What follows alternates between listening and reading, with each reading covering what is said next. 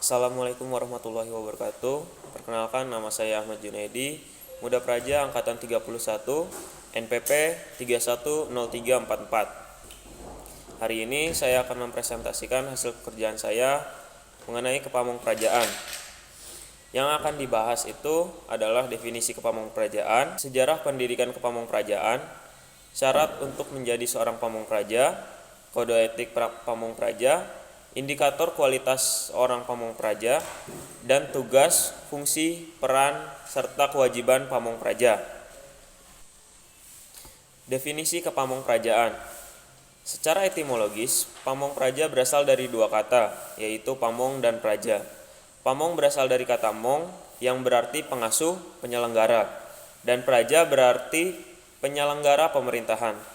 Jadi, pamongpraja identik dengan pemerintah dan pemerintahan menurut Talizuhu Nandraha 2010.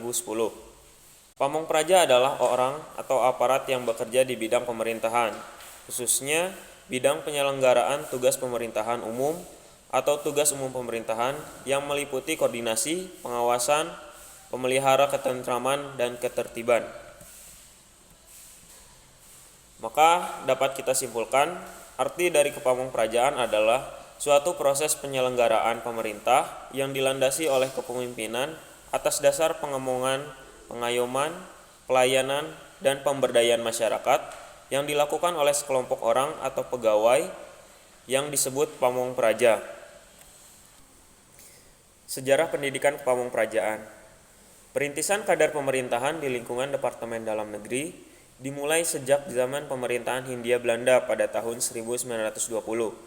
Dengan terbentuknya sekolah pendidikan pamongpraja yang bernama Osvia dan Mospia. Para lulusannya digunakan untuk memperkuat penyelenggaraan pemerintahan Hindia Belanda pada saat itu.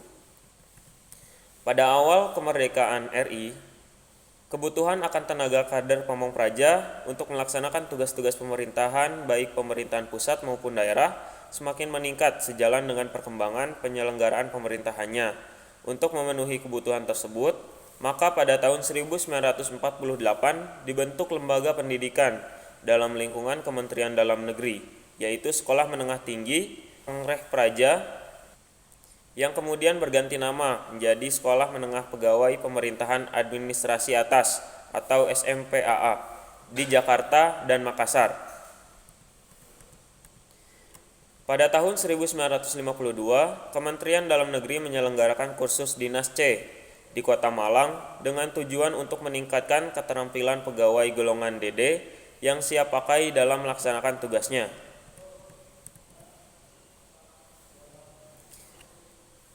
Kemudian pemerintah mendirikan Akademi Pemerintahan Dalam Negeri atau APDN pada tanggal 17 Maret 1956 di Malang, Jawa Timur.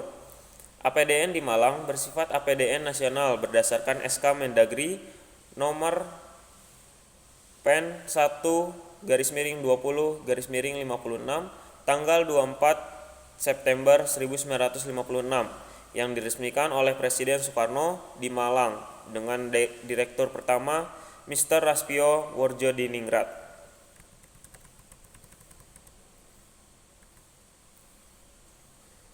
Dalam rangka upaya lebih menjamin terbentuknya kader-kader pemerintahan,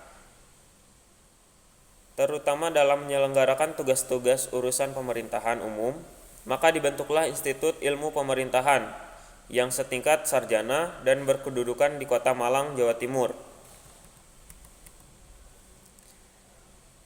Peresmian berdirinya Institut Ilmu Pemerintahan di Malang ditandai dengan peresmian oleh Presiden Soekarno pada tanggal 25 Mei 1967.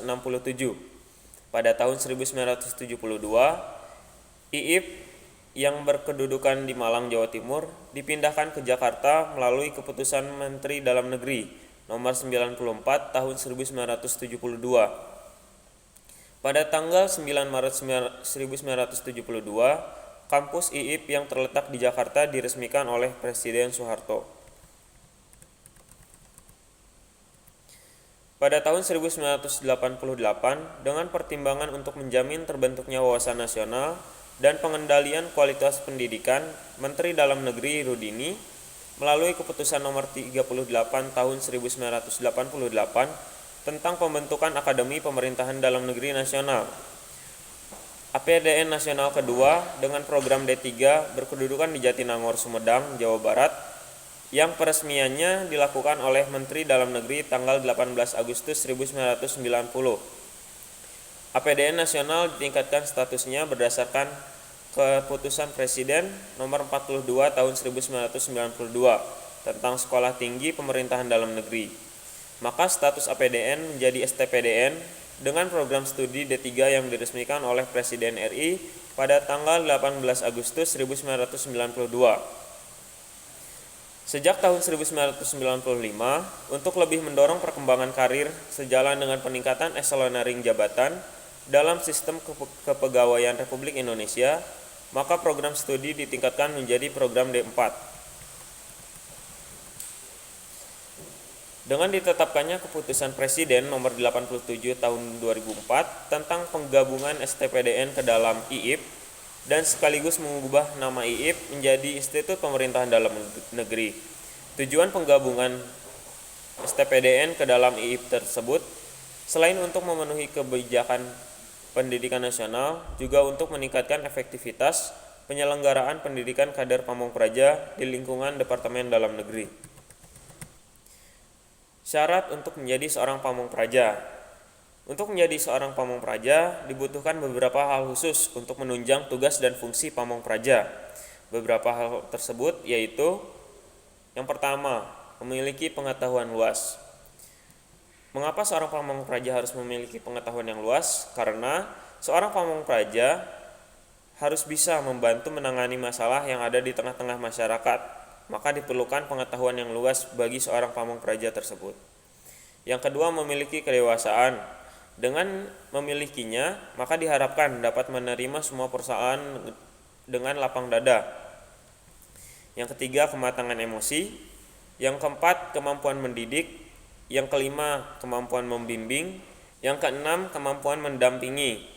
Maka tidak hanya memberi perintah, namun seorang Pamongpraja ikut turun tangan atau ikut membantu dalam menangani persoalan di tengah-tengah masyarakat. Yang selanjutnya adalah kode etik Pamongpraja. Kode etik Pamongpraja tertuang pada Hasta Budi Bakti atau kode kehormatan Korps Pamongpraja yang berisi 8 poin mengenai kode etik Pamongpraja.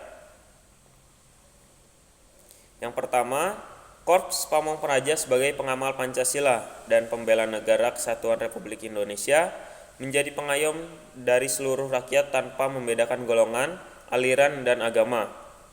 Yang kedua, Korps Pamongpraja berkewajiban memberikan petunjuk dan bimbingan kepada rakyat dalam pergaulan hidup bersama menuju ketertiban dan ketentraman umum. Yang ketiga, Korps Pamongpraja merupakan penyuluh dalam gelap dan penolong di dalam penderitaan bagi seluruh lapisan masyarakat, sehingga tercapai ketenangan dan ketentraman lahir dan batin. Yang keempat, Korps Pamongpraja membina semangat kehidupan masyarakat sehingga terjelma sifat dan sikap dinamis, konstruktif, dan korektif. Yang kelima, Korps Pamongpraja bertugas menumbuhkan dan memupuk daya cipta rakyat menuju ke arah kesejahteraan masyarakat.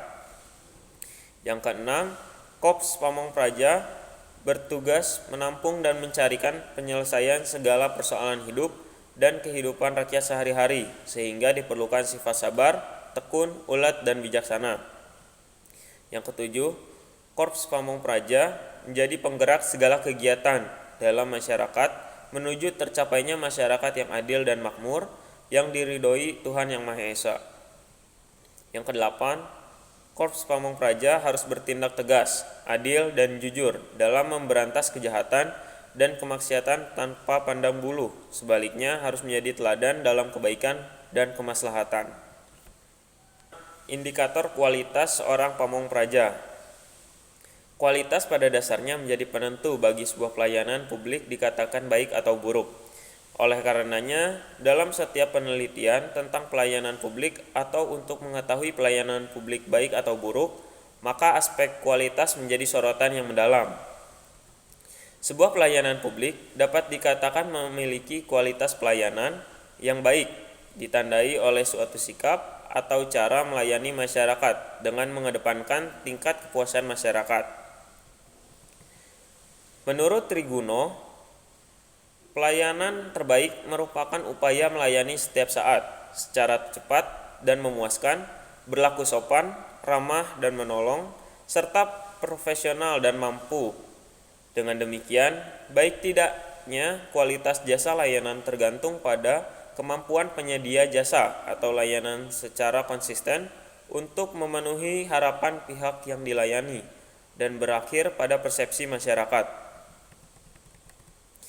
Dilihat dari sisi pemerintahan, kegiatan pelayanan publik adalah proses kegiatan pemenuhan kebutuhan masyarakat berkenaan dengan hak-hak dasar dan hak pemberian yang wujudnya dapat berupa jasa dan ketersediaan barang. Bagi pemerintah, kegiatan pelayanan publik menjadi semakin menarik untuk dibicarakan karena menyangkut salah satu dari 3 fungsi hakiki pemerintah di samping fungsi pemberdayaan dan pembangunan menurut Rashid 1997. Tugas, fungsi, peran, dan kewajiban Pamong Praja. Yang pertama, tugas Pamong Praja. Tugas Pamong Praja terdapat pada Undang-Undang Nomor 23 Tahun 2014 tentang Urusan Pemerintahan Umum. Terdapat 7 poin pada undang-undang tersebut dan dapat dikerucutkan menjadi 3 poin, yaitu 1. Membangun proses pembuatan keputusan-keputusan. Yang kedua, mengawal agar setiap keputusan itu terlaksana sesuai aturan dengan cara melakukan monitoring, supervise, dan mengawasi. Yang ketiga, melaksanakan semua perintah atasan kecuali perintah yang bertentangan dengan aturan dan nurani. Yang kedua, fungsi Pamong Praja.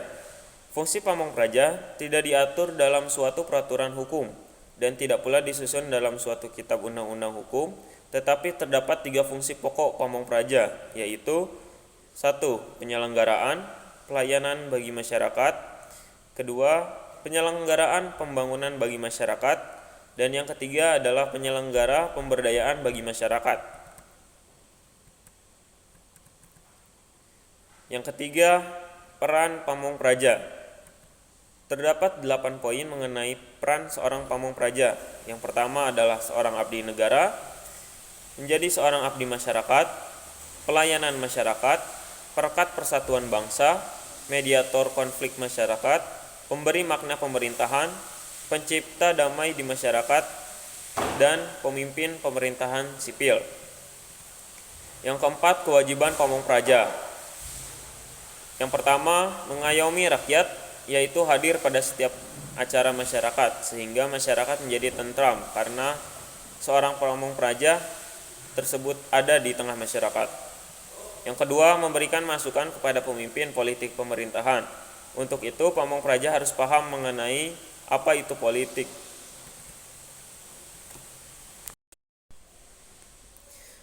Sekian yang dapat saya sampaikan. Mohon maaf bila ada kesalahan kata. Terima kasih atas perhatiannya. Wassalamualaikum warahmatullahi wabarakatuh.